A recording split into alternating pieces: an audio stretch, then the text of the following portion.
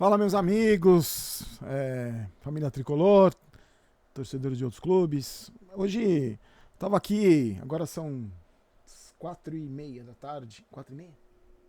Enxergo, quase 5 horas da tarde. Eu tava vendo aqui, tava separando aqui as notícias do São Paulo pra falar pra vocês, e aí, ligado na televisão, né, ligado nas redes sociais, via a notícia da morte do Pelé. E aí, sinceramente, perdi toda a empolgação de falar do São Paulo.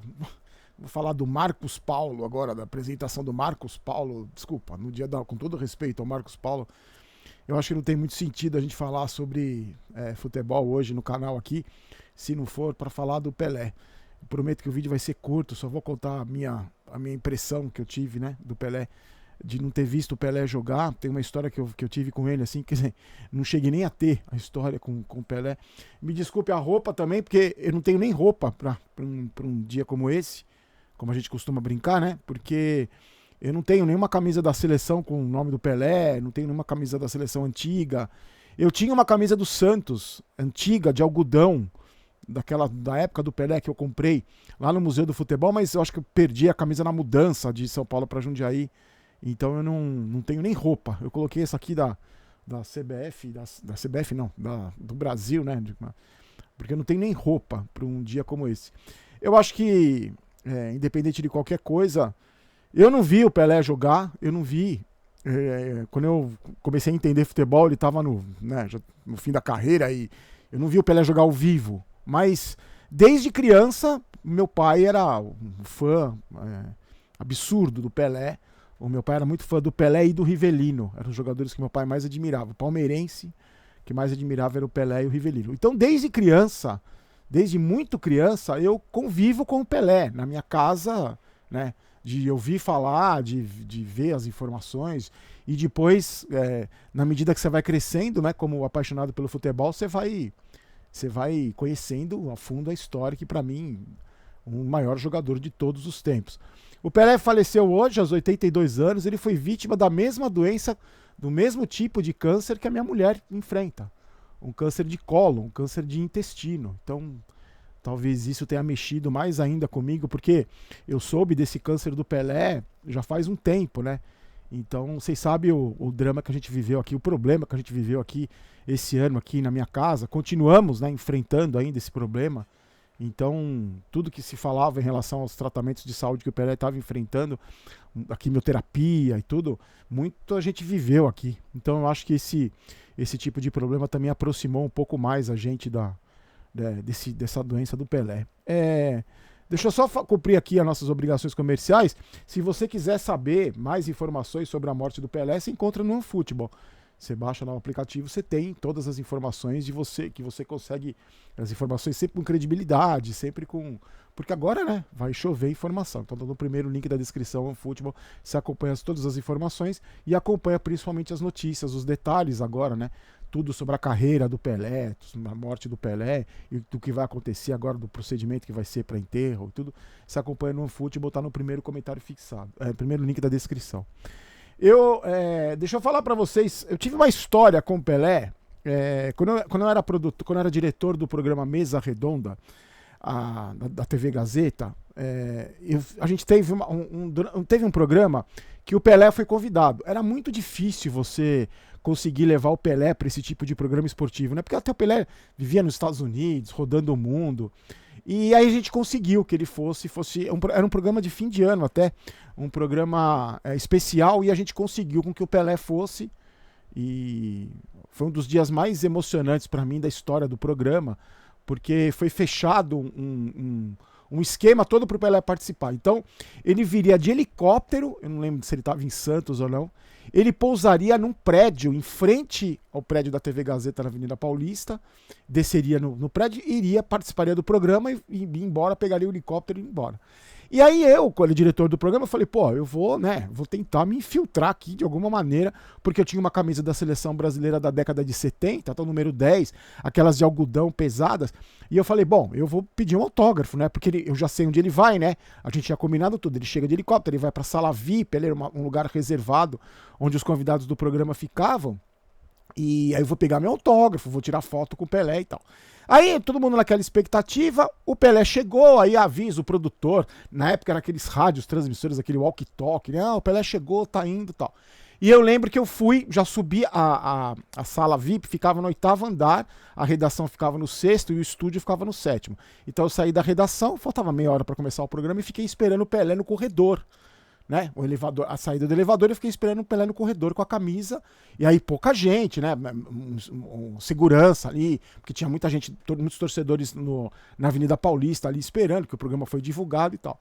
E eu lembro que quando o elevador abriu, o Pelé saiu, cercado por 4 ou 5 pessoas, auxiliares ali, os produtores do programa, e ele veio vindo na minha direção, porque eu fiquei na porta da sala VIP, né?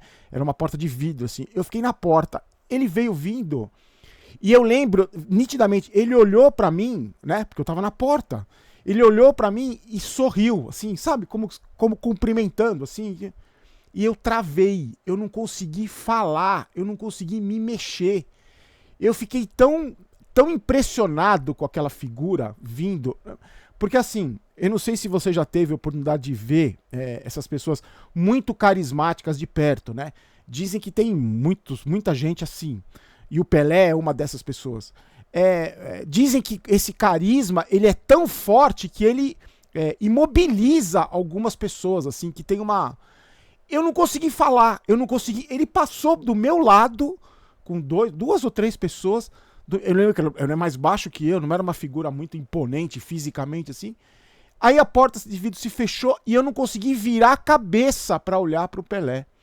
Aquilo me marcou. E eu não consegui falar com ele durante o programa, não consegui falar com ele depois. Eu desisti de falar com o Pelé, eu perdi essa chance. Perdi o autógrafo, perdi.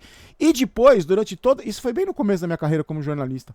Durante toda a minha carreira como jornalista, eu não consegui mais chegar perto do Pelé. Nunca tive a oportunidade de chegar perto. E eu falei, bom, eu tive a minha chance e não consegui chegar. Eu acho que é chover no molhado aqui e falar pra você o que o Pelé representa pro futebol. Pra gente, porque eu também me incluo, né? Que a gente não viu ao vivo. Hoje é fácil você ver o Messi, hoje é fácil você ver o Cristiano Ronaldo, hoje é fácil você ver o Mbappé, você ver o Neymar, é fácil. Mas, porque a gente tá vendo ao vivo. Mas quem viu o Pelé jogar, como meu pai viu, meu pai acompanhou toda a carreira do Pelé, todo o jogo do Pelé, no Pacaembu meu pai ia assistir, contra o Palmeiras, contra a Corinthians, meu pai era fã do Pelé.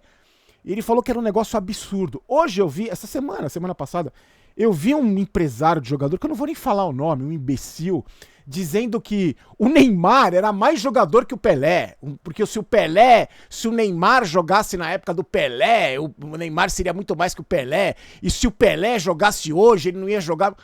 O imbecil teve a coragem de falar isso. Eu não vou nem citar o nome desse idiota aí, porque a gente já cansou de falar desse babaca aqui, desse cara que só fala besteira, com um imbecil.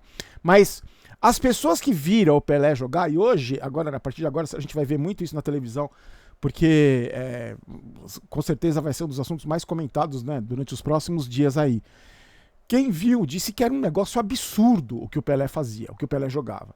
A capacidade de chutar com os 2 pés, do drible, da cabeçada, de tudo que você pode imaginar. De articulação, de força física, de malandragem, de tudo. O meu pai, todo dia, todo jogo, toda vez que a gente falava de futebol, o meu pai dava um exemplo do Pelé. Ah, porque o Pelé teve um jogo que ele fez 4 gols de cabeça. Ah, teve um jogo que ele fez 3 de direita e 3 de esquerda. Ah, teve um jogo que ele deu uma cotovelada no cara que tava batendo nele, um jogador do Uruguai, e não foi expulso. O jogador do Uruguai ainda levou cartão amarelo. Era um arsenal que ele tinha de técnica, de capacidade, de força física, de habilidade, de tudo, mas que infelizmente eu não pude ver jogar.